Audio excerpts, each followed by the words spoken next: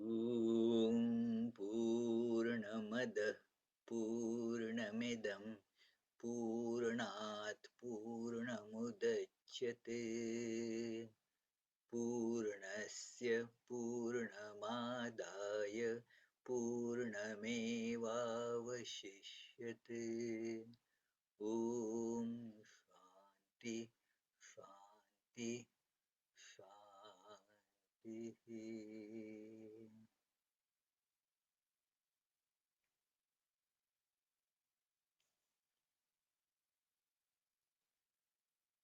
ईशावास्योपनिषद या संक्षेप में ईशोपनिषद के इस संक्षिप्त अध्ययन में हमने पहले प्रवचन में देखा कि यह उपनिषद जो मुमुक्षु हैं, विवेक वैराग्य संपन्न हैं, उन्हें जीवन को कृतार्थ करने का साधन दिखा रही है कि हमारे दुख का, हमारी सारी विवंचनाओं का एकमात्र कारण है कि हम सत्य का दर्शन नहीं करते हैं, जो एक मेवा द्वितीय परमात्मा सर्वत्र परिव्याप्त है, उसका दर्शन नहीं करते हैं।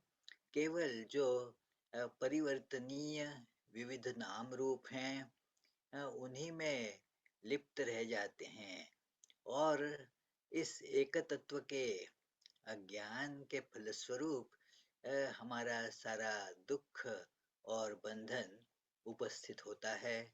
तो ये उपनिषद हमें इस एक तत्व का ज्ञान देना चाहती हैं, क्योंकि इस ज्ञान के द्वारा अब ये ज्ञान भी केवल बौद्धिक ज्ञान नहीं, परंतु अनुभव संयुक्त ज्ञान होना चाहिए, मतलब जिसे हम लोग व्यवहार में उतार सकते हैं। ऐसे इस ज्ञान के द्वारा समूचा जो बंधन है वह दूर हो जाएगा। तो यह बात हमने समझ ली कल कि एकमात्र परमात्मा ईश्वर ही सर्वत्र व्यवस्थित वहाँ पर अवस्थित हैं और इस सर्वत्र अवस्थित परमात्मा को हम लोगों ने देखना चाहिए, सब भूतों में उसी का दर्शन करना चाहिए।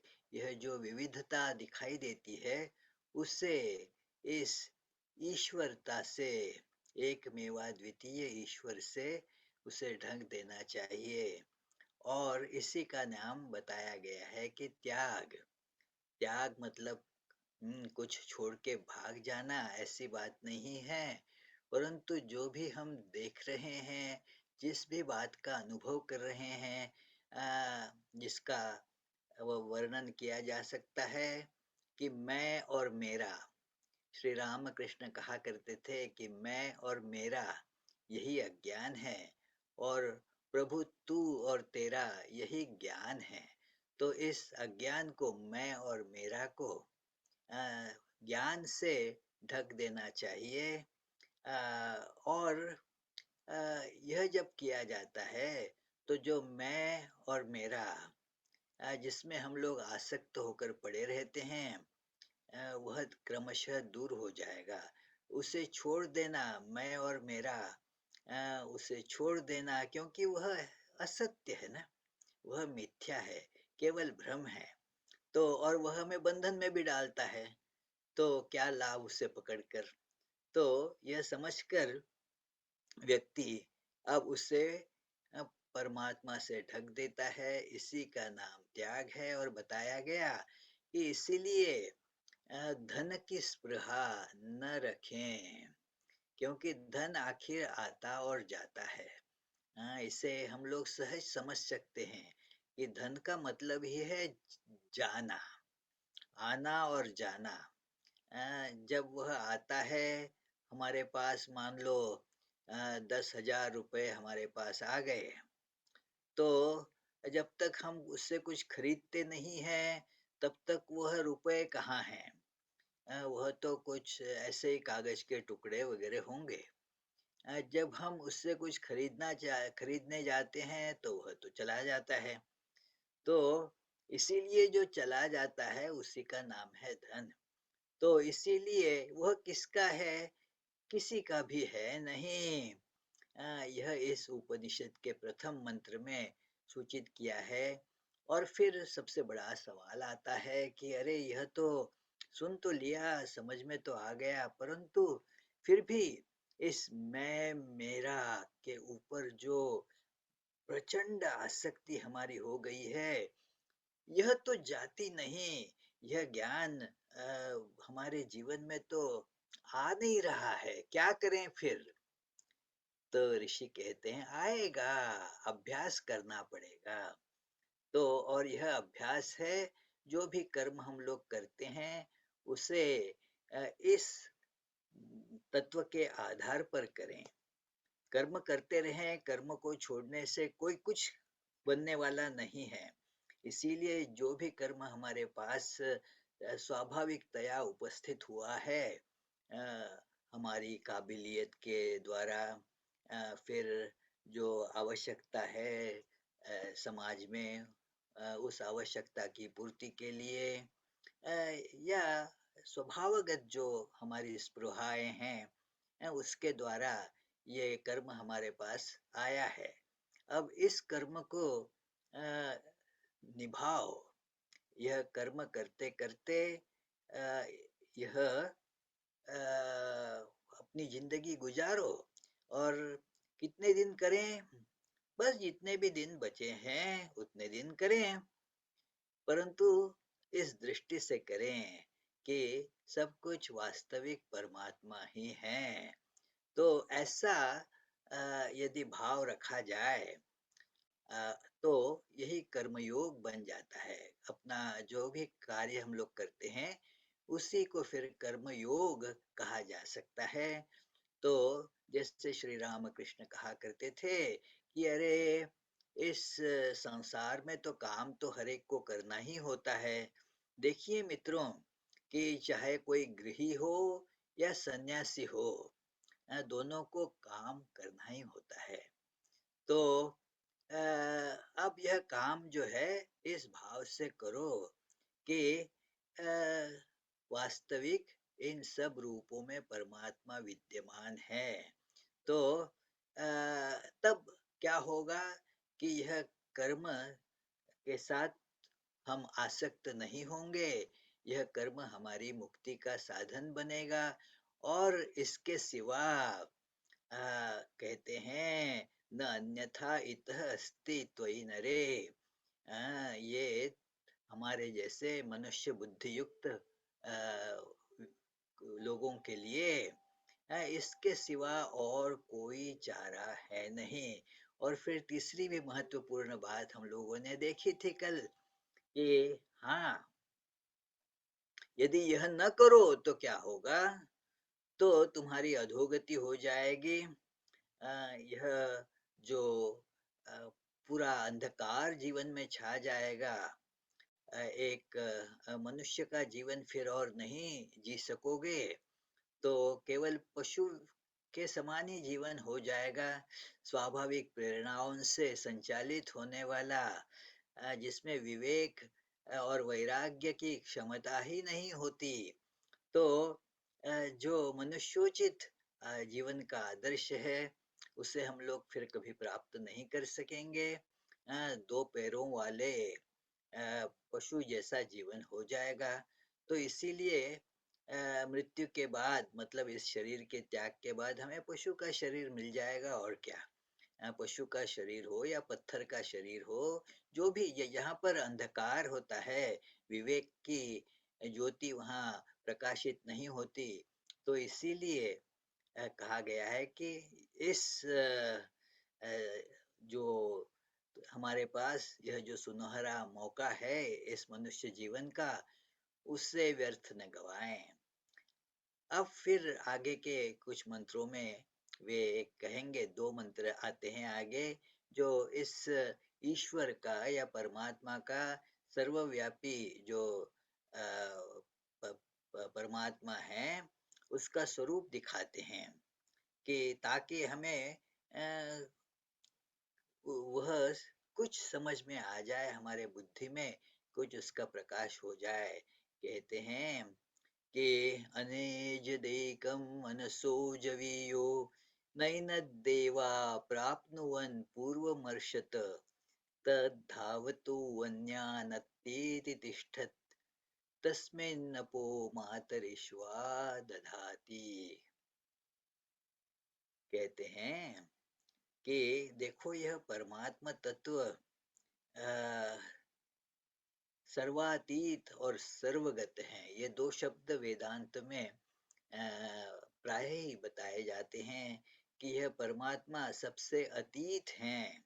मतलब जो दृश्य हमारे सामने आता है, उस दृश्य में जो भी होता है, परमात्मा से उसका स्पर्श नहीं होता। वे अस्पृष्ट रहते हैं। तो इस अर्थ में कहा जाता है कि वे सर्वातीत हैं। मतलब अनेजत, मतलब जो जहाँ पर कोई जो गति नहीं है, कोई हलचल नहीं है, कोई स्पंदन नहीं है, स्थिर अचल ऐसा यह तत्व है। मतलब जो हम लोग देखते हैं कि यहाँ कितनी घटनाएं हुआ करती हैं, बड़ी छोटी। यह संसार सब समय चलायमान है। तो यही संसार शब्द का जो वास्तविक धातु अर्थ है वह भी यही है कि सम्यक सरति इति।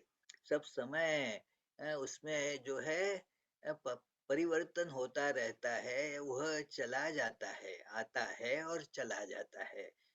परंतु यह जो उसके पीछे जो सत्य तत्व है वह न आता है और न जाता है। और संसार में जो भी घटित होता है उसका कोई संबंध उससे नहीं पहुंचता। एक उदाहरण इसके लिए समझाने के लिए बहुत अच्छा है कि जैसे आप एक चित्रपट देखते हैं सिनेमा में। सिनेमा देखने जाते हैं तो वहाँ पर एक पर्दा होता है, पर्दे पर कितने ही जो है चित्र दिखाई देते हैं, कितनी घटनाएं होती रहती हैं। और जो दर्शक हैं आंखें फाड़ फाड़ कर वह सिनेमा देखते रहते हैं। मन में उसके साथ सिनेमा के जो सारे पात्र हैं, जो घटनाएं हैं, उसके साथ युक्त होते रहते हैं। परंतु सिनेमा में जो भी होता है उसका कोई भी असर उस पर्दे पर तो नहीं होता। वह पर्दा जो होता है वह सिनेमा में भी जो भी होता हो उससे अस्पृष्ट रहता है।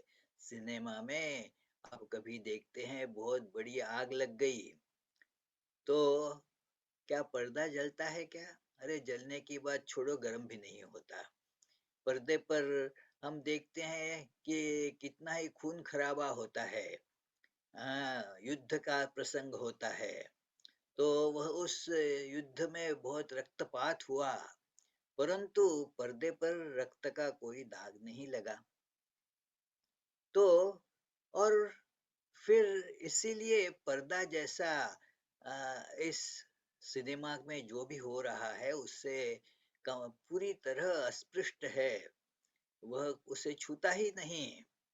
तो ठीक इसी प्रकार यह परमात्मा तत्व यह सर्वत्र विद्यमान है, परंतु जो इस संसार में चल रहा है उसका कोई स्पर्श उसे नहीं होता।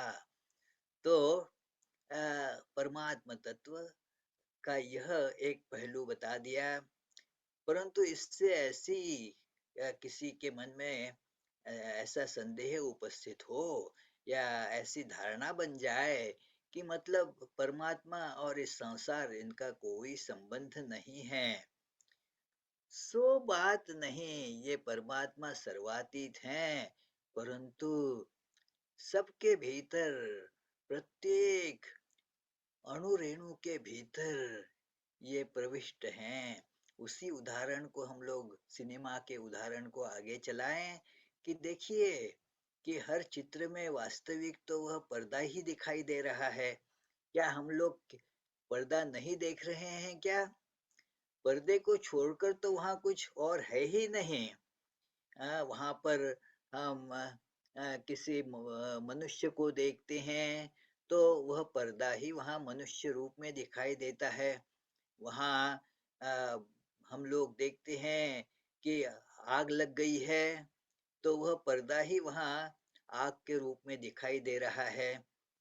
यदि आप पर्दे पर जब मान लो अ, आग देख रहे हैं, कोई वहाँ का घर अ, उसमें आग लग गई है, तो आप तो फिर वहाँ पर यदि मान लो आपके आग बुझाने के लिए आप वहाँ पर जाकर सामने उस पर्दे पर अ, आग पर पानी डाल दें तो क्या होगा?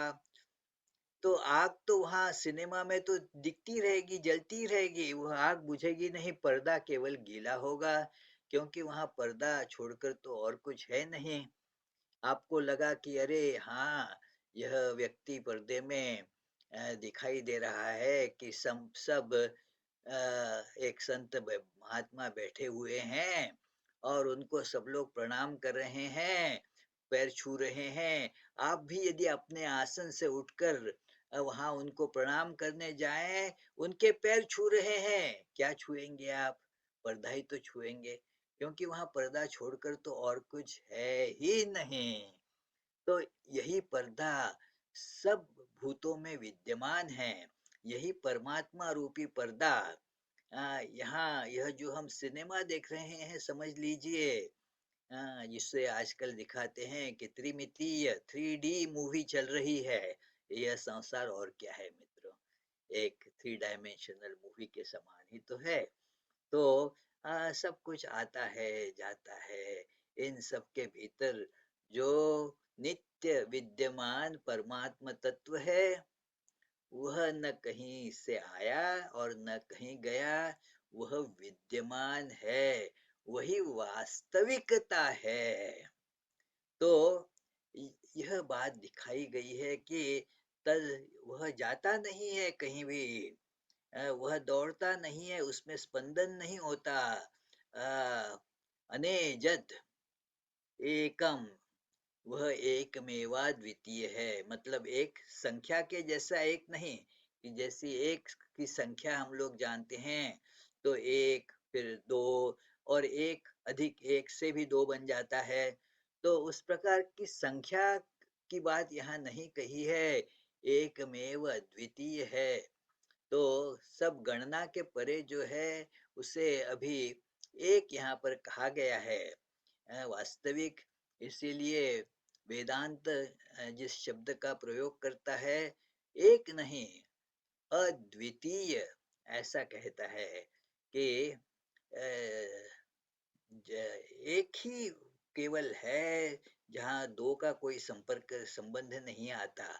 तो अ, गणना के परे, ऐसा इसका अर्थ होता है।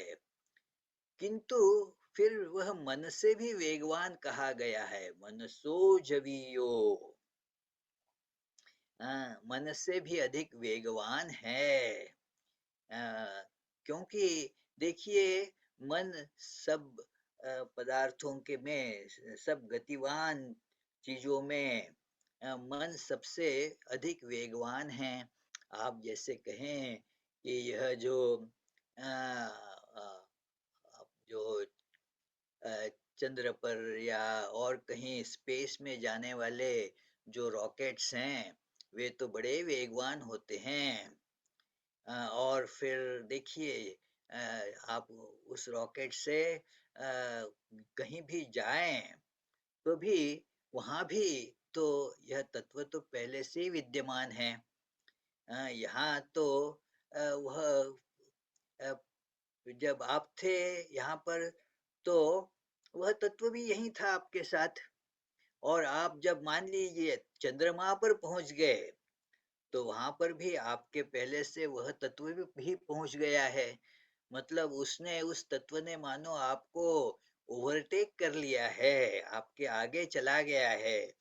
और वह भी तिष्ठन, अ, कहीं भी बिल्कुल न हिलते हुए। ऐसा यह बताया गया है कि यह कहीं जाता नहीं है, इसमें कोई स्पंदन ही नहीं है। फिर भी सब गतिमान चीजों को यह ओवरटेक कर लेता है, उनके आगे चला जाता है, बैठे बैठे ही। ऐसा यह अद्भुत तत्व है। तो और सारा जीवन इसी से नियंत्रित है। तस्मिन्नपो मातरिश्वा दधाति। हम जो भी क्रियाएं करते हैं, अब हर क्रिया का, कर्म का अपना फल होता है। शारीरिक क्रिया हो, मानसिक क्रिया हो, हर क्रिया का अपना फल होता है। अब कौन निश्चित करता है किस क्रिया का क्या फल होगा? हम्म, यहाँ भर तक हम समझ सकते हैं कि चलो, हर कर्म का एक अपना निर्धारित फल होगा, परंतु कौन से कर्म का क्या फल होगा, यह निर्धारण करने वाली शक्ति कौन है? यह कहा जाता है कि वही एकमात्र सत्ता इसका भी निर्धारण करती है। सबको अपने अपने कर्म फल तस्मिन अपो मातरिश्वा दधाति। मतलब वायु जैसे सर्वत्र भ्रमण करता हुआ दिखाई देता है, मानो अपने अपने कर्मों के फल वह वहन करके अपने पास ले जाता है। इसीलिए जो अ, उसे कहते हैं कि एक सूत्रात्मा, यहाँ शब्द व्यवहार किया है शंकराचार्य जी ने, कि एक सूत्रात्मा, मतलब ये सबको जोड़ने वाला एक धागा जैसे सब मणियों के भीतर जाकर एक माला बनाता है। तो वह धागा मतलब सूत्र है। सूत्र जो संस्कृत में इसका अर्थ यदि देखो तो धागा है। तो एक धागा जो इन सब जीवों के बीच भीतर चला जाता है, अपना कर्म, जो भी उनका कर्म हो वह उसका फल उन्हें दे देता है। तो इस प्रकार का यह मातरिश्वा दधाति। तो फिर इसी अर्थ को अगले श्लोक में भी दोहराते हैं कि तदेजति तन्नयति तद्दूरे तद्वन्तिके तदंतरस्य सर्वस्य तदु सर्वस्यास्य बाह्यतः। कि वह हिलता डुलता नहीं, उसमें कोई स्पंदन नहीं, परंतु वह हिलता डुलता भी है, वह दौड़ता भी है। गति गतिहीन है और गतिवान भी है। तो ये दोनों विरोध इसमें जो ऐसा देखो तो जागतिक दृष्टि से तो यह विरोध है। कोई वस्तु क्या हमें ऐसी दिखती है कि जो हिलती नहीं और हिलती भी है? यह विरोध है। परंतु परमात्मा में क्या सब विरोधों का एक साथ समाधान हो जाता है। ये सारे विरोध, आपसी विरोध को भूलकर परमात्मा में एक साथ बैठ जाते हैं। क्योंकि उन्हीं का एक पहलू है कि अविकारी, अचल रह जाते हैं। उनमें कोई कुछ कुछ चलायमान नहीं है, गति नहीं है उनमें। और फिर भी हर गति में वही विद्यमान है, उन्हीं के कारण गति संभव होती है। तो इसीलिए वे गतिवान भी है और गति शून्य भी है। तो ये दोनों यदि यद्यपि संसार में विरोध के रूप में आते हैं, परमात्मा तत्व में यह विरोध जो है उसका शमन हो जाता है। अभी वहाँ कोई विरोध नहीं है। वह गति शून्य होने के बावजूद भी सारी गति उसी में होती है। तो तदेजति तन्नयजति तद दूरे तद्वंतिके। वह सबसे दूर है। अरे अब आप कितनी दूर जाओगे, वहां पर भी वही है। वही उदाहरण लीजिए ना पर्दे का। उस सिनेमा में आप कितनी भी दूर जाएं, अरे वो पर्दे से के बाहर तो नहीं जा सकते। सारी जो आपकी गति है उसका जो अ, सारा कुछ उसकी सीमा है, जितना बड़ा पर्दा है उतनी गति होगी, उसके आगे तो गति नहीं होगी। तो इसीलिए वह बहुत जितना भी दूर जाओ वहाँ परमात्मा है ही। और जो सबसे करीब है कि हाँ, मेरा मन, मेरा हृदय, मेरी आत्मा वगैरह जो जिसको आप हम सबसे निकट मानते हैं, उस सबसे निकटतम भी वही है। सो तद्दूरे तद्वंतिके, वह सबके अंदर है और सबके बाहर भी है। वही सबके भीतर है और सबके बाहर भी है। ये विरोध वहाँ परमात्मा में ये विरोध नहीं है, क्योंकि यह अंदर और बाहर, यह भेद तो हमारी भेद दृष्टि के कारण ही बना हुआ है। वास्तविक वहाँ पे न कुछ अंदर है, न कुछ बाहर है।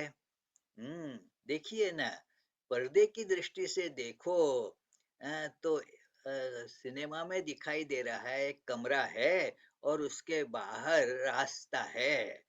तो दोनों पर्दा तो वही दोनों में भी है, अंदर भी घर के अंदर भी पर्दा है और बाहर रास्ते पर भी पर्दा ही है। तो इसीलिए जो अंदर है वह बाहर भी है। हाँ, तो तदंतरस्य सर्वस्य तदुसर्वस्यास्य बाह्यतः।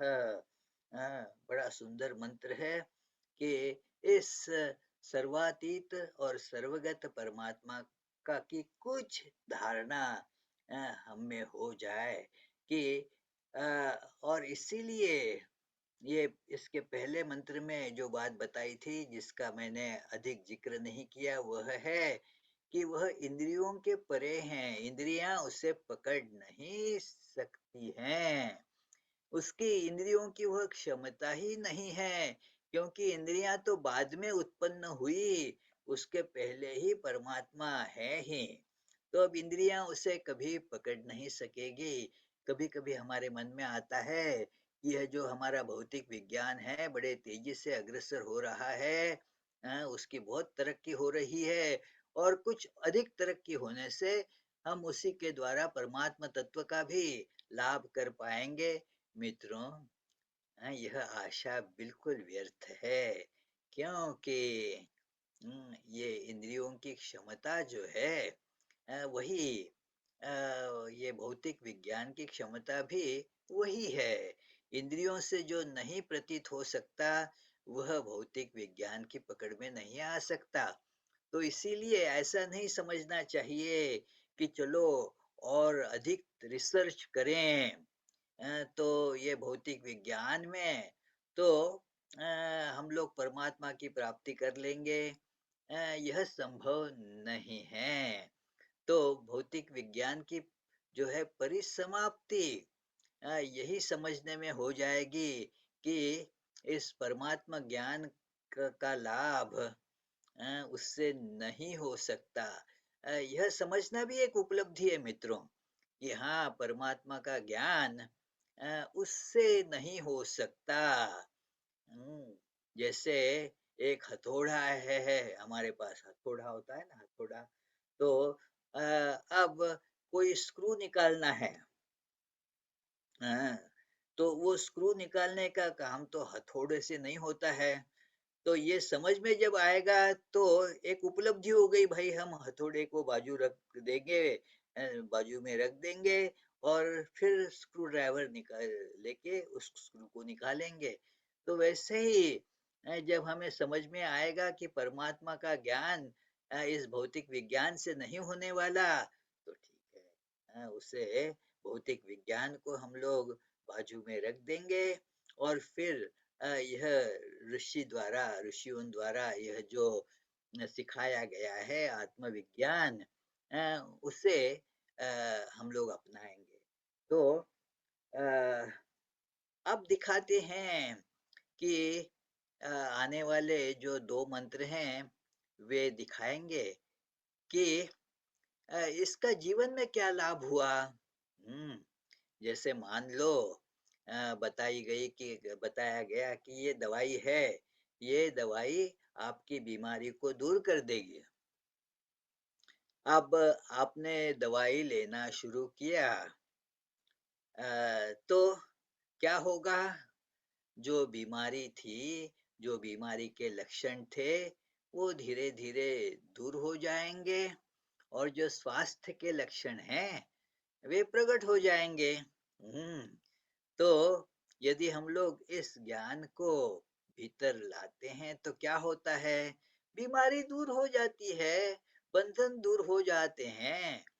मान लो आप वडोदरा से अहमदाबाद के लिए गाड़ी में बैठ के निकले और फिर शुरू में आप को दिखाई पड़ेगा कि लिखा है अहमदाबाद कुछ 300 किलोमीटर, मुझे पता नहीं कितनी दूर, फिर भी मान लो 300 किलोमीटर और आप यदि सही रास्ते गाड़ी चलाते हैं तो 2 घंटे के बाद आपको दिखेगा कि अहमदाबाद अब अ, 100 किलोमीटर है मात्र। तो क्या हुआ कि अहमदाबाद के आप करीब पहुंच जाते हैं और वडोदरा से दूर निकल जाते हैं। तो ये वैसे ही आप लोग मुक्ति के करीब पहुंच जाते हैं और बंधन से दूर हो जाते हैं। तो बंधन के जो लक्षण हैं कि दुख, अशांति, ये बंधन के लक्षण हैं जो हमारे जीवन में होते हैं कि बड़ा दुख है, बहुत अशांति है, जीवन में क्षोभ बहुत है, प्रेम नहीं है, तो ये सारा बदलने लगता है। जब यह अध्यात्म ज्ञान हमारे जीवन में प्रविष्ट होता है और फिर मैं दोहराना चाहूँगा कि प्रकट होने का तात्पर्य केवल हम लोग मस्तिष्क से उसे समझ लिया हम लोगों ने ऐसा नहीं, परंतु हमारे जीवन में भी उसे उतारने की हम भरसक कोशिश कर रहे हैं। तो उसके फलस्वरूप क्या होगा? कहते हैं कि यस्तु सर्वाणि भूतानि आत्मैवेवानुपश्यति सर्वभूतेषु चात्मानं ततो न विजुगुप्सते। यस्तु सर्वाणि भूतानि आत्मनि एव अनुपश्यति। जब यह व्यक्ति क्या होगा? अब एक तत्व देख रहा है, आत्मा ही देख रहा है और सब भूतों को, जो भी सारी विविधताएं यहाँ प्रकट होती हैं, उन सभी को आत्मा में ही देखने का प्रयास कर रहा है, देख रहा है। प्रयास करते करते करते यह सत्य जीवन में उदित होने लगेगा कि हाँ, सर्वत्र यह सब कुछ आत्मा में ही है, बाहर ऐसा कुछ है ही नहीं। तो अब क्या होगा? हाँ, तब सर्वभूतेषु च सर्वभूतेषु च आत्मानम, और फिर सब भूतों के भीतर यही आत्म तत्व है। सब जो वस्तुएं हैं, व्यक्ति हैं, घटनाएं हैं, इन सब के भीतर भी वही एकमात्र आत्म तत्व है। मतलब सब जो पदार्थ हैं, भूत हैं, वे सारे आत्म तत्व में हैं और आत्म तत्व ही सबके भीतर व्याप्त हैं। तो इन दोनों बातों को समझ लो तो क्या होगा? ततो न विजुगुप्सते। तब फिर वह व्यक्ति क्या होगा? उसके भीतर जो सारी अ, यह जो मन में लालच होती है, इच्छाएं होती हैं, इसे प्राप्त करूं, उसे पकड़ लूं और ये सारा, इसे मार दूं, उसे परास्त कर दूं, ये सारी इच्छाएं जो भीतर उदित होती रहती हैं, इन इच्छाओं को विराम मिल जाएगा क्योंकि सब तो हमारे भीतर हमारे ही भीतर है ना। आत्मा में ही तो सब कुछ है। तो अब वह इच्छा जो है बाहर का कुछ प्राप्त करने की, अब वह रह ही नहीं सकती। उसका कोई तात्पर्य ही मित्रों नहीं बनेगा। तो इसीलिए और यह वास्तविक हो जाता है। जीवन में अन्य सारी जो व्यर्थ स्पृहाएँ होती हैं और जिसके पीछे हमारा जीवन बस नष्ट हो जाता है, वह सब समाप्त हो जाएगा। वह आनंद और शांति से जीवन भर जाएगा। ततो न विजुगुप्सते। कुछ संग्रह करने की, कुछ प्राप्त करने की इच्छा नहीं रखता, किसी से द्वेष भी नहीं करता, क्योंकि अ, अपने आप से तो कोई द्वेष नहीं करता, तो दूसरों से द्वेष किया जाता है। अब जब दूसरा कोई बचा ही नहीं है, तो अब द्वेष किसके साथ करे? तो जीवन से द्वेष निकल जाएगा। मतलब है उसी को यदि हम लोग एक सकारात्मक दृष्टि से देखें, तो जीवन प्रेम से भर जाएगा। और हम देखते हैं जिन्होंने इस तत्व का साक्षात्कार किया है, उनका जीवन कैसे बन जाता है। उनका जीवन और हमारा जीवन इसमें क्या अंतर होता है? तो देखिए श्री राम कृष्ण सबसे सर्वोच्च उदाहरण कि जहाँ पर कोई वासना है ही नहीं, और सबके प्रति एक अद्भुत एक प्रेम बहता है उनके जीवन में। कोई भी उनके प्रेम से अस्पृष्ट नहीं रहता, सर्वव्यापी इस प्रकार का उनका प्रेम है। तो यह इसी से यह हम लोग देख सकते हैं कि जिन्होंने इस परमात्मा तत्व का साक्षात्कार किया है जीवन में, तो जीवन प्रेम से भर जाता है, शांति से भर जाता है। वहाँ पर कोई लालच नहीं होती, किसी चीज को प्राप्त करने की इच्छा नहीं होती। और फिर प्राय यही अर्थ इसके आगे के मंत्र में दिखाया गया है। यस्मिन् सर्वाणि भूतानि आत्मैवेवा भूद्विजानतः तत्र को मोहः कशोकः एकत्वमनुपश्यतः। यस्मिन् सर्वाणि भूतानि आत्मा एव अभूत् विजानतः। विजानतः, जब यह जान लिया गया कि सभी भूतों में यह आत्म तत्व ही विद्यमान है, तो अब उसके जीवन में क्या कश शोक, कहाँ शोक को स्थान होगा, कहाँ मोह को स्थान होगा। तो यह सारा दूर हो जाएगा, क्योंकि एकत्वम अनुपश्यतः, सर्वत्र यह एकत्व का ही अभी अनुभव हो रहा है। तो यह एकत्व का अनुभव होना मतलब ही है शोक और मोह का निराश हो जाना। और यदि यह अनुभव न हो, तो शोक और मोह इन्हें निरस्त करने का और कोई भी जीवन में रास्ता नहीं है। तो मित्रों, इस बात को हम समझ लें कि क्या हम शोक से मुक्त होना चाहते हैं क्या? जीवन में लोभ से मुक्ति चाहते हैं क्या? अशांति से मुक्ति चाहते हैं क्या?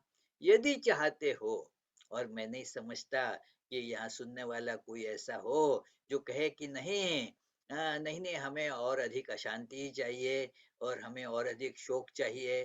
क्या कोई ऐसा कहेगा? मूर्ख होगा और क्या। तो ऐसा कोई कहने वाला नहीं है। तो सबको ही चाहिए, शोक से निवृत्ति चाहिए, मोह से निवृत्ति चाहिए। और इसका एकमात्र उपाय है कि यह आत्म तत्व का अनुभव करें। हम जब आत्म तत्व का अनुभव करें, तो यह नहीं रहेगा, और इसका अनुभव नहीं करें, तो इससे छुटकारा मिलना संभव नहीं है। तो इस बात को हृदयंगम करना जरूरी है। तो फिर इसके बाद का जो मंत्र है, उसे उसमें दिखाया गया है कि यह परमात्मा का स्वरूप क्या है। कभी कभी यह हमारे मन में यह सगुण निर्गुण इत्यादि की बातें आती है ना, कि परमात्मा सगुण साकार हैं या निर्गुण निराकार हैं। तो वास्तविक इनमें कोई भेद नहीं है, कि वही जो सबके परे निर्गुण हैं, वे ही सगुण के रूप में हमारे सामने आते हैं। जब उसी निर्गुण सत्ता का हम चिंतन करते हैं, तो वही हमारे लिए सगुण बन जाता है। जो निर्गुण है मतलब सबके परे हैं, परंतु जब हम उसका चिंतन करते हैं, तो वह हमारे चिंतन के भीतर आ जाता है और इसके कारण वह मानो हमारे चित्त का आकार और चित्त के जो भी गुण हम लोग समझें, वह उस पर आरोपित हो जाते हैं, तो वह सगुण बन जाता है। तो जिसका भी हम लोग मन के द्वारा चिंतन करते हैं, वह सगुण अपने आप ही सगुण बन जाता है। जैसे कि पानी जो है, उसका अपना कोई आकार न होने के बावजूद भी यदि किसी बर्तन में उस पानी को रखें, तो वह पानी उस बर्तन का आकार प्राप्त कर लेता है। तो इसीलिए यह कहा गया है यहाँ पर, सपर्यगात् शुक्रमकायमव्रणमस्नाविरगम शुद्धमपापविद्धं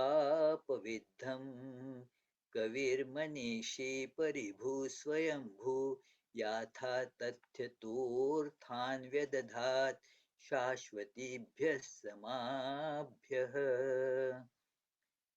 यह परमात्मा क्या है, तो सर्वगत हैं, पर्यगात, ऐसा कोई स्थान नहीं कि वहाँ वह विद्यमान नहीं है। आप जानते हैं वह कहानी, जब हिरण्यकश्यपु प्रहलाद को मारने की बहुत प्रकार से चेष्टा करते हुए भी असफल रह जाते हैं, तो प्रहलाद से पूछते हैं कि अरे, तेरा वह नारायण आखिर है कहाँ वो? तो वो प्रहलाद अभी क्या उत्तर देगा, वह तो सर्वत्र देख रहा है नारायण, तो सर्वत्र ही है। सर्वत्र है तो मतलब क्या? क्या इस खंभे में है? अरे सब सर्वत्र है तो खंभे में भी है। यदि आप उसे खंभे के भीतर से ही देखना चाहते हैं, तो उस प्रकार से आपके सामने प्रकट हो जाएगा। तो सर्वत्र विद्यमान है। और कैसा है? शुक्रम, उस पर किसी प्रकार का दाग नहीं है, अति शुद्ध है, प्रकाश स्वरूप है, अति शुद्ध है। और अकायम, आ, उसका कोई शरीर नहीं है, अव्रणम, इसीलिए उस पर किसी प्रकार का व्रण भी नहीं है। अरे भाई, जिसका शरीर पर व्रण होता है, अब उसका शरीर ही नहीं है तो व्रण कहाँ होगा? तो अकायम अव्रणम, उसके इसीलिए कोई स्नायु नहीं है, कोई मज्जा संस्था वगैरह विद्यमान नहीं है, शरीर ही नहीं तो कैसे होगा? शुद्धम, पवित्र है, अपाप विद्धम। यह शरीर से कुछ शुभ कार्य होते हैं, बहुत से अशुभ कार्य होते हैं। अब दोनों एक दृष्टि से पाप हैं, क्योंकि दोनों से मनुष्य बंधन में पड़ जाता है। परंतु आत्मा का कोई बंधन नहीं होता, क्योंकि वह अस्पृष्ट है। इससे शरीर से जो होता है, मन से भी जो होता है, वह आत्मा को स्पर्श नहीं करता। मतलब है कि हमने जो भी कुछ किया हो, अ, यह अज्ञान में किया है, तो ज्ञान रूप परमात्मा को उसका स्पर्श नहीं हुआ है। हमारा स्वरूप वैसा ही है। तो आ, इसका एहसास होना चाहिए कि जिसके द्वारा हम अपने आप को यह नहीं समझेंगे कि मैं बहुत पापी हूँ और मेरे लिए मुक्ति की कोई संभावना नहीं है। अरे सबके लिए संभावना है, क्योंकि हमारा जो वास्तविक स्वरूप है, वह तो शुद्ध है, उस पर कोई दाग नहीं है, वह शुद्ध ही रहता है। तो इसीलिए वह अज्ञान दूर होते ही वह प्रकट हो जाएगा। अरे इतना पाप किया है, अरे क्यों सोचते हैं उसके बारे में? यह एक हम लोग बहुत बड़ी गलती कर बैठते हैं कि अरे हमने इसके पहले तो कितने पाप किए हैं जीवन में, सारा जीवन तो अज्ञान से भरा था और उस अज्ञान के वशीभूत होकर हमने कितनी ही जीवन में गलतियां की हैं। अरे हाँ भाई, जीवन में बहुत गलतियां की हैं। इसका मतलब वह अभी भी करने करनी चाहिए क्या? हैं? ऐसा कोई अर्थ नहीं निकलता। अरे गलत रास्ते जा रहे थे, अब जब समझ में आ गया कि वह गलत रास्ता है, तो उसे छोड़ दो, सही रास्ते पर आ जाओ। यह आत्मा उससे स्पृष्ट नहीं होता। श्री राम कृष्ण कहा करते थे कि कोई कमरा मान लो 1000 वर्षों तक वहां कोई गया नहीं, अंधेरे में था, अंधेरा छाया था उस कमरे में 1000 साल तक। अभी यदि वहां पर बत्ती जलाओ, तो क्या वह अंधकार धीरे धीरे 1000 साल में चला जाएगा क्या? अरे बत्ती जलाने से तुरंत ही वह उजाला हो जाएगा वहां पर। वैसे ही यह आत्मज्ञान का दिया भीतर जब जल जाता है, तो सारे पाप समाप्त हो जाते हैं। जो जो किया उसकी स्मृति भी चली जाएगी। तो इसीलिए कहा है कि यह अपाप विद्ध है। कबीर मनीषी परिभू स्वयंभू याथा तथ्य तूर्थान व्यदधात शाश्वतीभ्य समाभ्य, कि वह सर्वोत्कृष्ट हैं, कवि है, मनीषी है। सब जो चिंतन करता है उसे मनीषी कहते हैं। और जो क्रांतदर्शी है, मतलब जो आपात दृष्टि को प्रतीत होता है, उसके परे जिसकी दृष्टि जाकर वहां का सत्य देख पाती है, उसे कहते हैं कवि। क्रांतदर्शी मतलब जैसे हिंदी में कहते हैं, जो न देखे रवि सो देखे कवि। तो मतलब आपात दृष्टि को जो दिखाई नहीं पड़ता, वह कवि देखता है। तो इसीलिए इसकी कवि के रूप के शब्द से भी संज्ञा की गई है यहाँ पर, क्योंकि उसका दर्शन भीतर प्रविष्ट हो जाता है। और परिभू सबको व्याप्त करते हुए है, और स्वयंभू कि सबके सब रूपों में वही स्थित है। स्वयमेव सभी रूपों में क्या है, वही विद्यमान है। उसका कोई और बनाने वाला नहीं है। उसको किसने बनाया? उसको किसी ने नहीं बनाया, स्वयं ही बना हुआ है। और सब रूपों में जो भी आप देखते हैं, जो भी कुछ दिखाई पड़ता है, जिसका भी अनुभव हो रहा है, आखिर उन सब में केवल वही अपनी प्रभा से विद्यमान है। तो और यथा तथ्य तूर्थान, और फिर इन जो सारे रूप हैं, जो इसके साथ यह जो चैतन्य जुड़ा हुआ है ऐसा प्रतीत होता है, तो उनका जो सारा कर्म चलता है, उस कर्मों का फल भी उस यही परमात्मा उसे प्रदान करते हैं। जैसे जैसे कर्म किया हो, यथा तथ्य, ये किया तो ये फल मिलेगा। अरे आम का बीज बोए तो आम होंगे, धतूरे का बीज बोया तो धतूरा होगा। तो ऐसा ऐसी ही जो है कि अपेक्षा नहीं रख सकते कि मैंने तो धतूरा बोया है और वहां से तुलसी प्रकट हो जाए, अरे ये नहीं होगा। तो यथा तथ्य का तात्पर्य यह है कि जैसी करनी वैसी भरनी। तो ये इस प्रकार का उसका सबके साथ संबंध भी है। हम्म, तो यह बात विशेष रूप से देखने योग्य है कि हमारे जीवन में वह सब प्रकार से विद्यमान है। हम नहीं चाहते तो भी हमें उसे उसके पास ही रहना पड़ता है। उससे दूर हम कहीं भाग नहीं सकते। मान लो हम बिल्कुल निरीश्वरवादी हैं, एथिस्ट हैं, परंतु फिर भी परमात्मा तो हमारे पास है ही है। उनसे दूर आप कहीं भी नहीं भाग सकते हैं। तो आपको पसंद हो या न पसंद हो, वह आपके साथ विद्यमान सब समय है ही। तो अब कहते हैं उसकी प्राप्ति के लिए यह उपाय जो करना है, ये आगे के 6 मंत्र जो हैं, वे इस बात को दर्शाते हैं कि हमें अपने कर्म का योग्य उपयोग, उससे ज्ञान मिश्रता करके उसका योग्य उपयोग होगा। यह एक बड़ी व्यावहारिक बात वहाँ बताई गई है कि साधना तो हमें करनी चाहिए, और साधना में एक ओर तो कृति होती है और दूसरी ओर होता है बोध। दोनों का सही जो है उपयोग होना चाहिए, कि मतलब बोध जो है कि परमात्मा ही सर्वत्र हैं, उसका आश्रय लेकर और उसके अनुरूप कर्म करना चाहिए। केवल उसका बोध मस्तिष्क में रखें और उसके अनुरूप कर्म न करें, तो वह बोध व्यर्थ है। और केवल कर्म करें और उस बोध को उस कर्म के भीतर प्रविष्ट न करें, तो वह कर्म भी मिथ्या है, वृथा है। तो ये पहले 3 मंत्रों में यह बात कही है।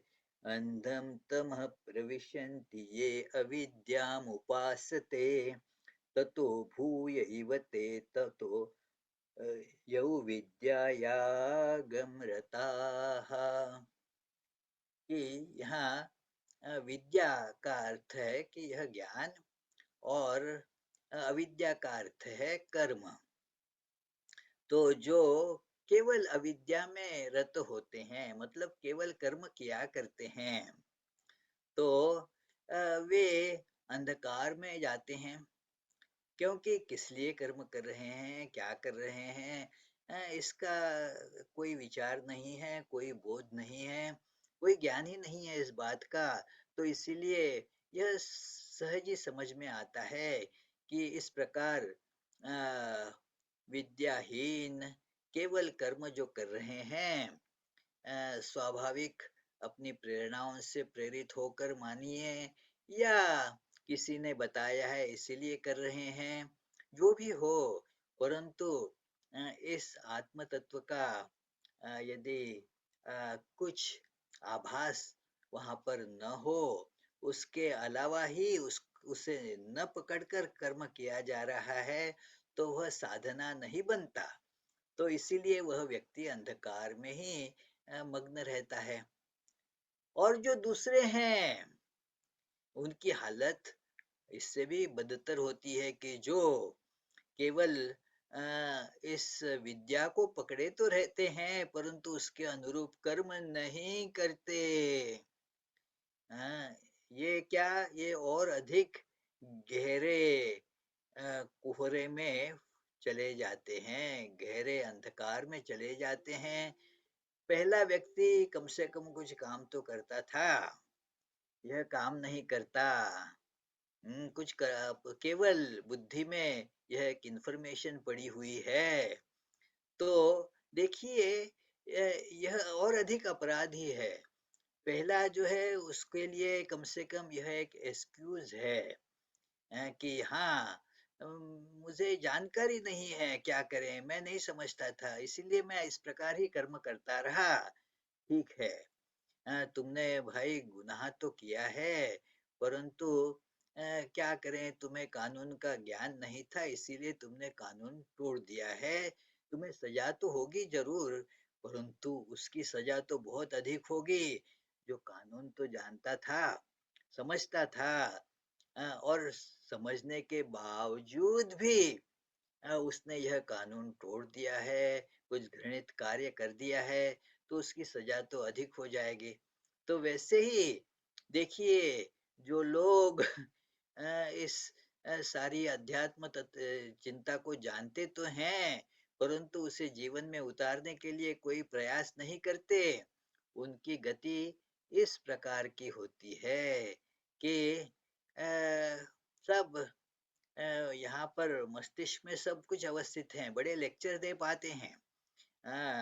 उपनिषदों के अध्ययन पर बहुत लंबा लेक्चर दे सकेंगे। ध्यान कैसे किया जाए, इसका बहुत सुंदर वर्णन कर पाएंगे।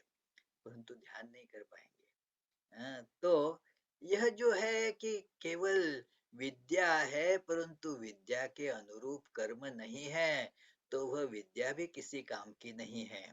और विद्या को छोड़कर जो कर्म किया जा रहा है वह भी किसी काम का नहीं है। दोनों को एक साथ जो है काम में लगाना होगा। आगे वाले जो दो मंत्र हैं वे यही बात कहते हैं कि विद्याम, जो विद्या अविद्या से क्या होता है, कहते हैं कि इन दोनों का अलग अलग फल है। कि विद्या का अलग फल, एक फल होता है और कर्म का अलग फल होता है। तो आ, ये दोनों बातें जीवन में महत्वपूर्ण हैं। कि जैसे आपको मान लीजिए भोजन पकाना है, तो जो भोजन पकाओगे उसकी सामग्री आवश्यक है और पकाने के लिए अग्नि की भी आवश्यकता है। केवल अग्नि ही हो और जो भोजन जो पकाना है वह सामग्री ही न हो, तो क्या वो अग्नि व्यर्थ है? अभी वो क्या करेगा? उसको तो खा नहीं पाओगे, अच्छा है नहीं खा पाओगे। और फिर केवल भोजन की सामग्री भर है परंतु अग्नि नहीं, तो वह पकेगी नहीं, भोजन की सिद्धि नहीं होगी। तो इन दोनों का उचित ढंग से प्रयोग होना चाहिए। तो इसीलिए कहते हैं विद्याम च यद तद वेदो भयं सह अविद्यया मृत्युम तीर्त्वा विद्यामृतमश्नुते। अविद्या के द्वारा आ, जो है कि वह यह मृत्यु को लांग जाता है और विद्या के द्वारा जो है अमृतत्व की प्राप्ति कर लेता है। तो अब दोनों तो एक ही बात है परंतु अलग अलग प्रकार से कहा गया है कि इसीलिए दोनों का जीवन में समन्वय होना चाहिए।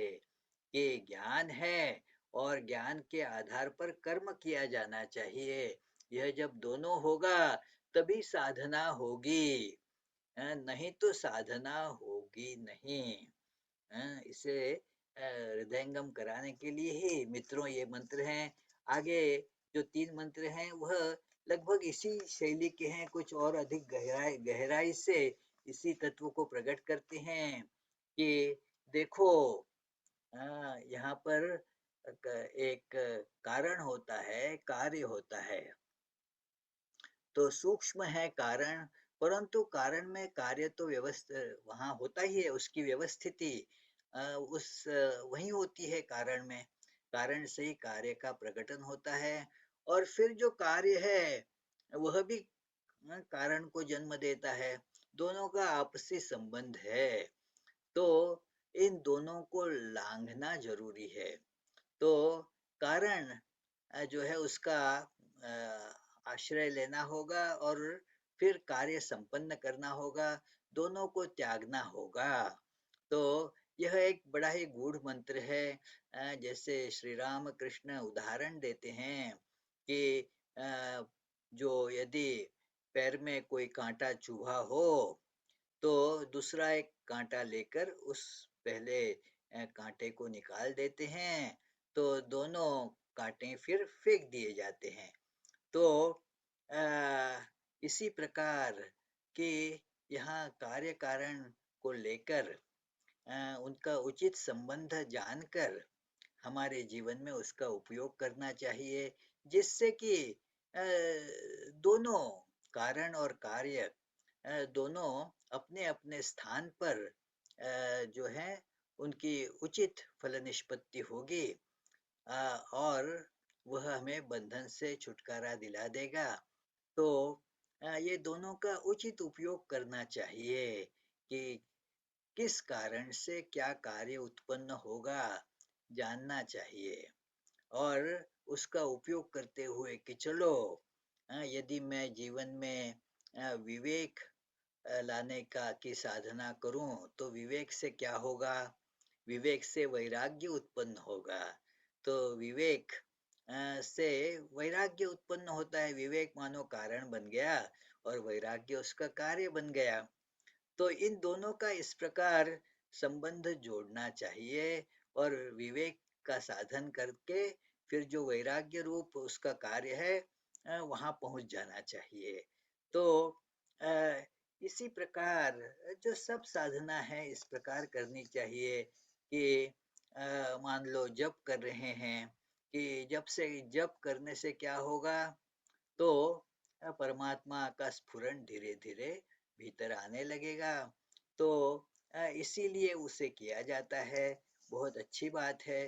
तो यह कारण हुआ, वह कार्य हुआ, तो दोनों का इस प्रकार संबंध हो जा रखना चाहिए। तो अज्ञान की स्थिति में कार्य और कारण दोनों का स्कोप जो है उचित ढंग से उन दोनों का उपयोग होता है। कर्म और ज्ञान इनका भी उचित ढंग से समन्वय करके उनका उपयोग होता है। अ, परंतु अब जो है साधना के बाद क्या होता है, तो कहते हैं कि अब परमात्मा के प्रति शरणागति करनी चाहिए। हमने साधना की इसीलिए क्या परमात्मा की का लाभ होगा ही क्या? अरे साधना करना तुम्हारा काम हो गया। अब जो है अब परमात्मा का प्रगटीकरण होगा, परमात्मा जीवन में प्रकट होंगे, यह अब उनकी इच्छा है। अब यह इसीलिए यहाँ पर शरणागति, श्री राम कृष्ण कहा करते थे शरणागति ही तो अंतिम सार है, सब साधना का सार है शरणागति। तो यहाँ पर जो मंत्र आता है कि देखो, हिरण्मयेन पात्रेण सत्यस्यापिहितं मुखं तत्त्वं पूषन्न पावृण सत्य धर्माय दृष्टये। तो आ, वह साधक कहता है कि देखो मैं सत्य धर्मा हूँ, मतलब यह सत्य का ही अनुभव करना चाहता हूँ। बड़ी आ, आकुलता से भरी प्रार्थना कर रहा है कि देखो मैं सत्य धर्मा हूँ, मैं सत्य का अनुभव जीवन में करना चाहता हूँ। तो परंतु मेरे से अब नहीं हो रहा है, मैंने अधिक से अधिक कोशिश कर ली, इससे अधिक कोशिश मेरे द्वारा संभव नहीं हो रही है, अब तुम मेरी सहायता करो, मैं तुम्हारी शरण में आता हूँ।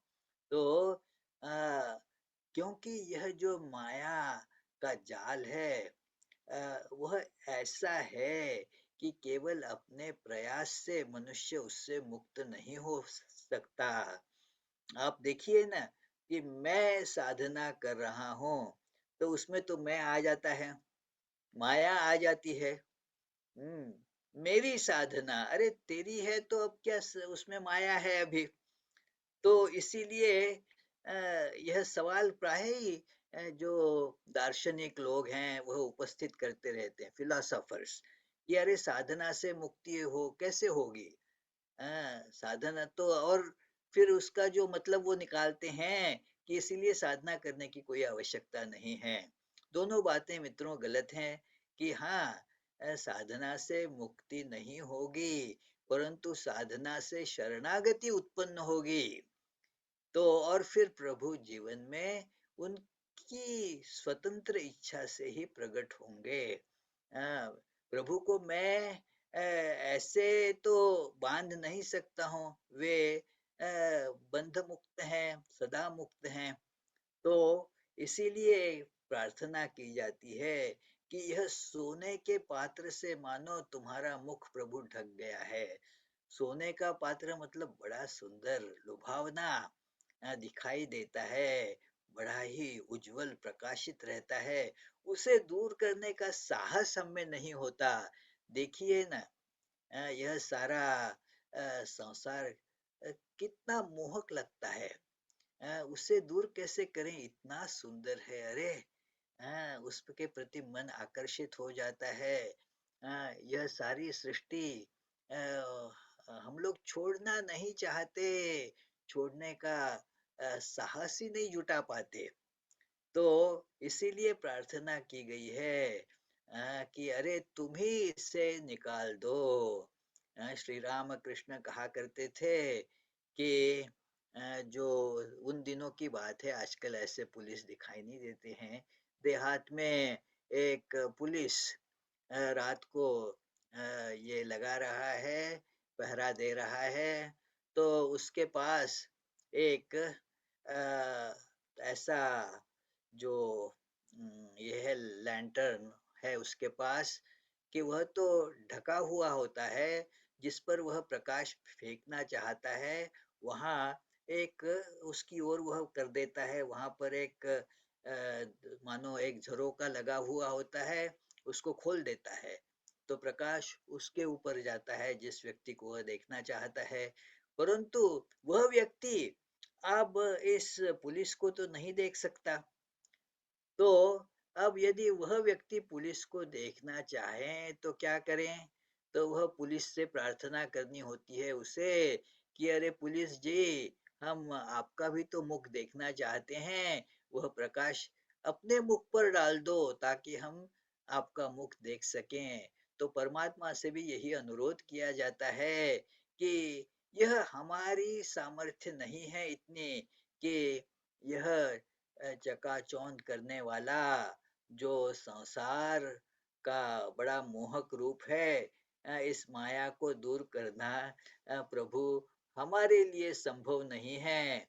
माया, अपनी माया को आप ही दूर कर, तत्वम पूषण अपावृणो। हाँ, उसे पूषण कहा गया है भगवान को वहां पर, क्योंकि वह पोषण करता है इसलिए उसका नाम पूषण बना है। हाँ, तो इसीलिए सूर्य का भी एक नाम पूषण कहा जाता है, वह पोषण करता है इसीलिए। तो अपावृण, तुम इसे, इस आवरण को स्वयं दूर कर दो।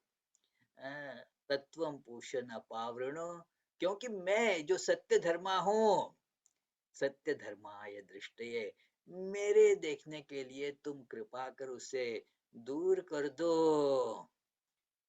श्री रामकृष्ण कहानी बताते थे कि रामचंद्र जी, सीता माई और लक्ष्मण आगे चल रहे हैं, वन में जा गए हैं और दोनों चल रहे हैं, लक्ष्मण सबसे पीछे हैं, बीच में सीता माई हैं और आगे रामचंद्र जी चल रहे हैं। अब लक्ष्मण रामचंद्र जी का दर्शन करना चाहते तो हैं, अब परंतु बीच में जो सीता है उसके कारण दर्शन नहीं हो रहे हैं।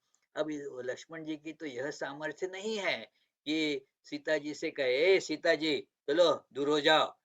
ये यह क्षमता नहीं है उसकी।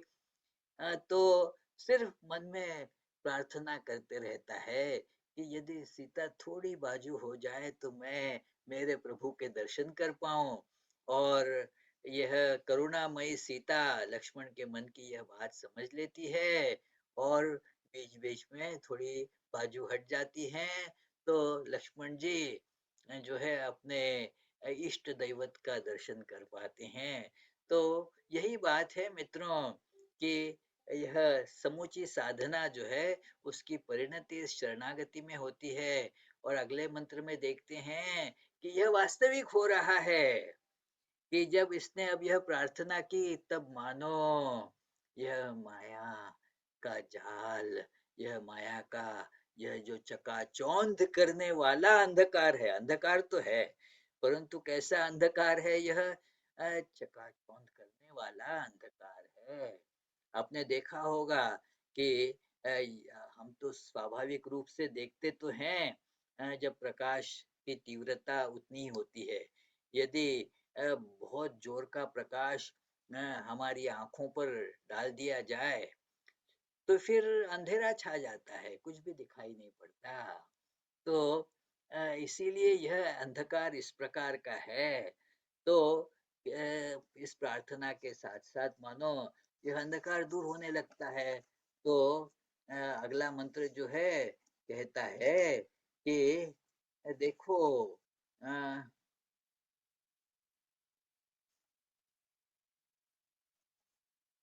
पूषन्नेकर्षेयमसूर्यप्राजापत्यव्यूहरश्मिन् समूहतेजो यत्ते रूपं कल्याणतमं तत्ते पश्यामि।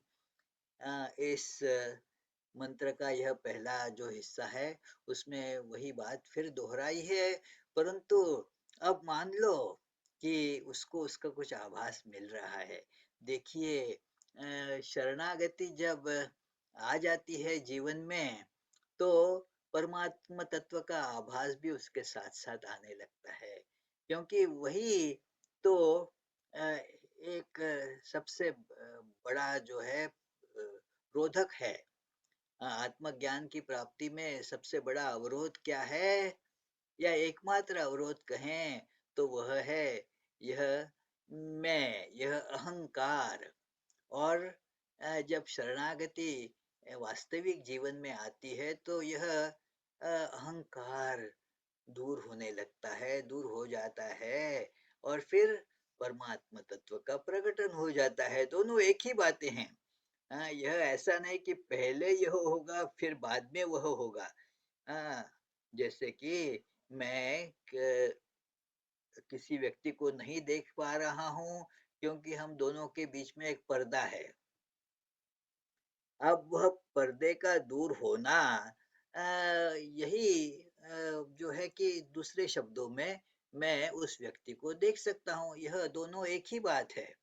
तो पहले पर्दा दूर हो जाए फिर मैं देखूं, यह जो है कि यह कार्य की दृष्टि से ठीक है कि पर्दे को दूर करने का काम हमें पहले करना चाहिए, परंतु जैसे पर्दा दूर होता है तो अब रुकने की जरूरत नहीं है। वो पर्दा ही केवल जो है अवरोध था, वह दूर होते ही वह व्यक्ति का दर्शन हो जाता है। तो यह कहता है इससे कि अ, यह जो तुम्हारा कल्याणतम रूप है, तत्ते रूपम कल्याणतम, मतलब ये जो तर तम कहते हैं ना, जो अत्यंत कल्याणमय है, इससे बढ़कर कल्याण होने करने वाला और कुछ है नहीं। तो उससे वह प्राप्त हो जाता है। तो वह देख रहा है उससे उसे, और कैसा देख रहा है, सोहम अस्मि, मैं वही हूँ, वह जो तत्व है वह वहां है और यहाँ भी है, दोनों। सोहम अस्मि, वह मैं हूँ। वह तत्व जिसे मैं कह रहा हूँ वह मैं तो है ही नहीं, वही तत्व इस मैं के रूप में भी वहाँ विद्यमान है। इस प्रकार का अनुभव हो जाता है। और इसके बाद जो है जब शरीर त्यागने के लिए व्यक्ति यह उस वहां तक पहुंच गया है तो वह उस मृत्योन्मुख आत्मा की जो है प्रार्थना वहां कही गई है। तो कि अब तो मैं तुम्हारी प्रार्थना अब उस प्रकार नहीं कर सकता हूँ जैसे कि जीवंत अवस्था में करता था अभी, इसीलिए मैं वहीं से तुम्हें इस प्रकार प्रणाम करता हूँ। तो इस प्रकार इस उपनिषद की परिसमाप्ति होती है। अध्यात्म ज्ञान के लिए बड़ा ही उपयुक्त इस प्रकार के का जो है यह ग्रंथ है। छोटी सी उपनिषद है, परंतु इस छोटी सी उपनिषद में अ, विशाल सागर के समान सार भरा हुआ है पूरा। तो मित्रों, बड़ा आनंद हुआ आपके साथ इस उपनिषद पर चर्चा करते हुए। यह जो व्याख्यान है थोड़ा लंबा हो गया है, परंतु विषय की दृष्टि से यह उचित था, तो इसीलिए मुझे क्षमा कीजिए लंबे व्याख्यान के लिए। और फिर शांति मंत्र का पाठ करते हुए मैं यहाँ पर अपनी वाणी को विराम देता हूँ। ॐ पूर्णमद पूर्णमिदं पूर्णात् पूर्णमुदच्यते पूर्णस्य पूर्णमादाय पूर्णमेवावशिष्यते। ॐ शान्ति शान्ति शान्तिः। हरिः ओम तत्सत्। श्रीरामकृष्णार्पणमस्तु।